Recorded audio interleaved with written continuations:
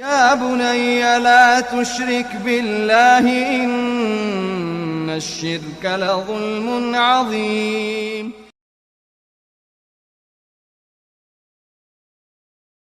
Pertama, apa hukum menceritakan dosa atau aib masa lalu kepada orang tua?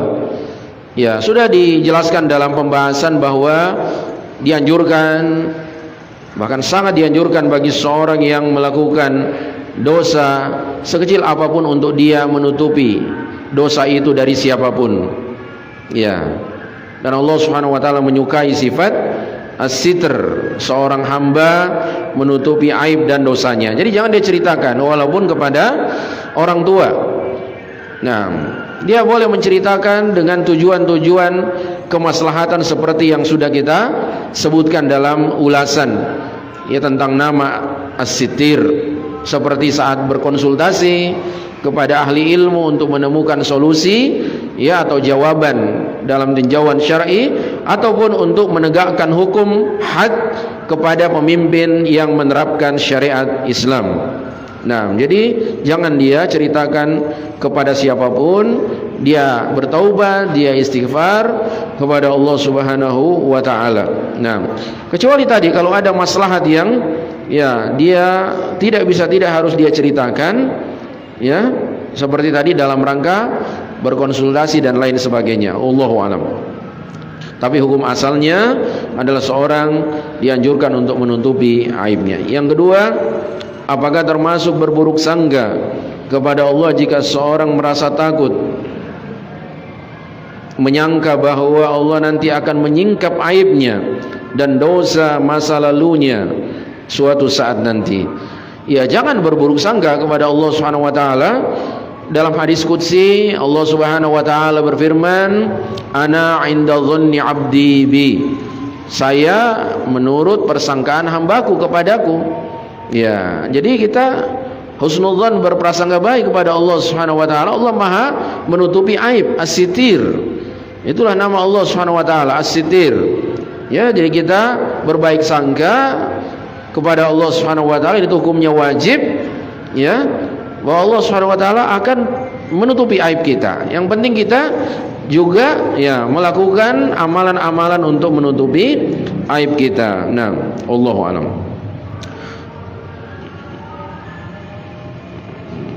Juga diantara pertanyaan yang pernah diajukan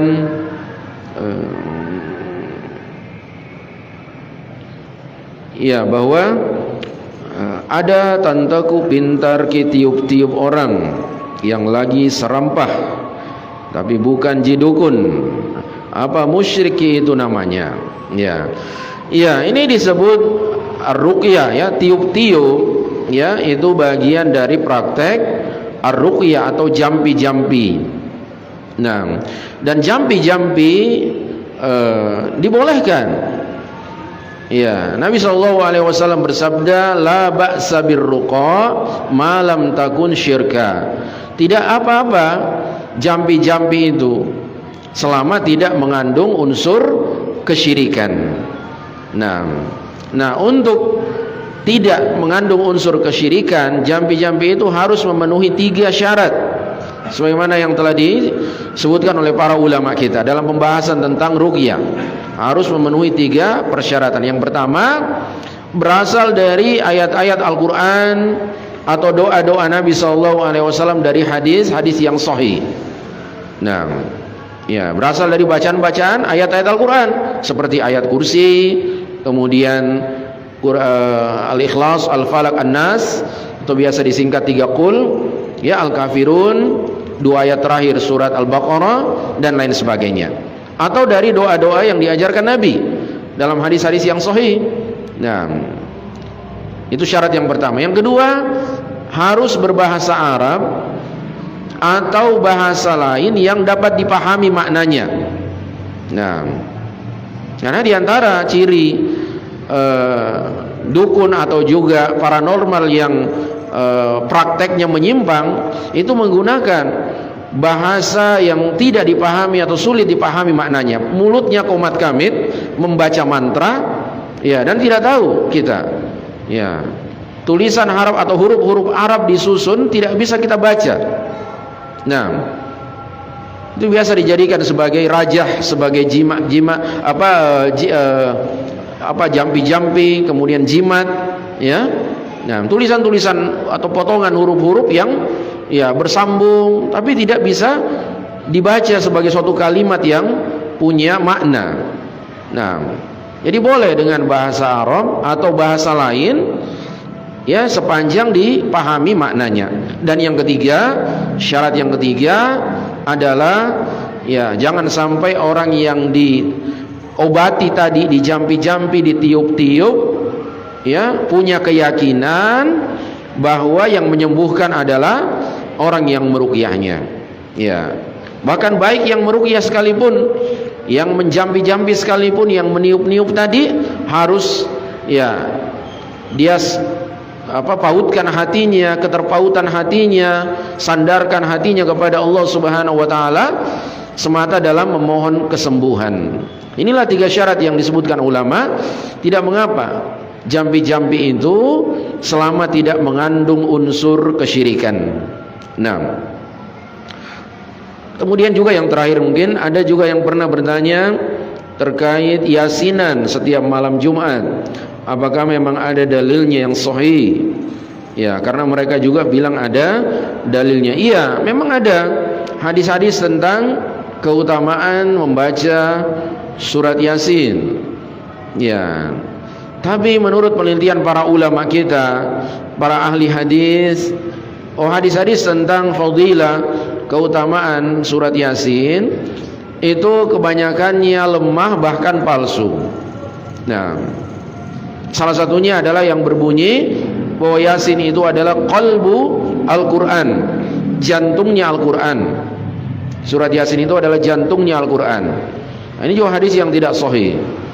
Nah, karena dengan mengkhususkan surat tertentu dibaca pada malam tertentu, nah ini tentu saja ya Mas membutuhkan dalil yang valid, yang sahih, sebagaimana anjuran membaca surat Al-Kahfi pada malam Jumat atau juga di hari Jumat.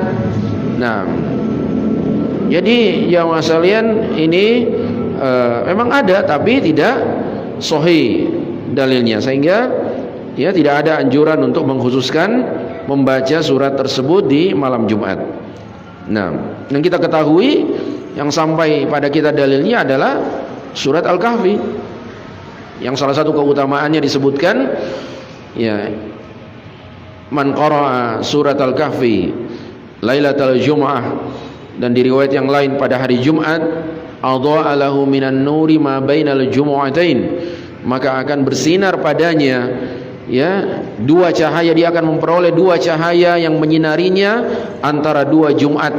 Antara Jumat ini misalnya dia baca surat Al-Kahfi dengan Jumat yang akan datang. Ya, dan ini salah satu amalan yang kita butuhkan untuk mendatangkan cahaya di akhirat kelak, sebagaimana yang pernah kita sampaikan dalam khutbah Jumat kita beberapa waktu yang lalu. Nah, apa hukum memakai nama Maulana? Ini pertanyaan yang barusan masuk, yang diperuntukkan kepada Allah, yang sementara Maulana itu diperuntukkan kepada Allah. Tidak mengapa. Ya, Maulana dalam makna atau kapasitas kita sebagai manusia.